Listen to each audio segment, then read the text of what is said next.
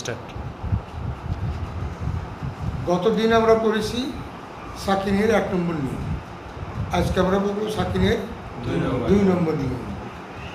2 নম্বর নিয়মটা হলো হারকাতের সাকিনের উচ্চারণ বানান করে ভেঙে করা, অর্থাৎ এটা উচ্চারণটা কী হবে?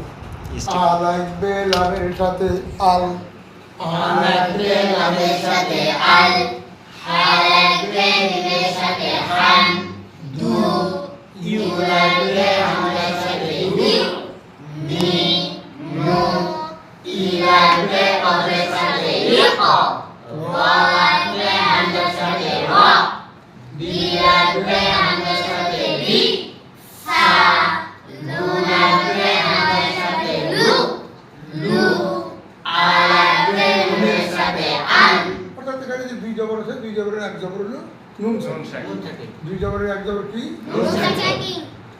আ আ র লাগবে তার সাথে র লাগবে তার সাথে রত, সুকুনের মানে তাজি তাতে সুকুন পড়া যাবে না, তার থেকে সুকুন পড়া যাবে না। র লাগবে তার সাথে রত, র লাগবে তার সাথে রত, তু লাগবে মিমের সাথে তুম, তু লাগবে মিমের সাথে তুম, ইউ এটা আমরা লাগা পড়বো না একাটা ইউ ইউ না লাগবে শিমের সাথে মাস, শা লাগবে হামজার সাথে শা, উ লাগবে মিমের সাথে আমার বউ উ লাগবে মিমের সাথে মা হা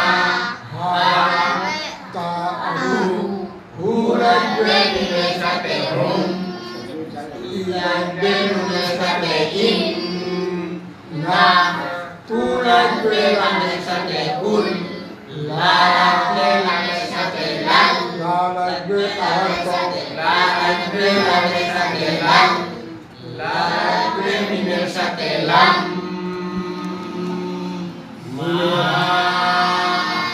ওয়া লাগবে লামের সাথে ওয়াল, উ লাগবে মা লাগবে নুনের সাথে মান, নি উ লাগবে মিমের সাথে হুম, ইয়া লাগবে শিনের সাথে ইয়াস, ফা লাগবে আইনের সাথে ফা, সা লাগবে মিমের সাথে সাম, রি লাগবে ভির সাথে ভির সাথে হিন। এইভাবে গোটা সার আমাদের 2 নম্বর নিয়ম করতে হবে।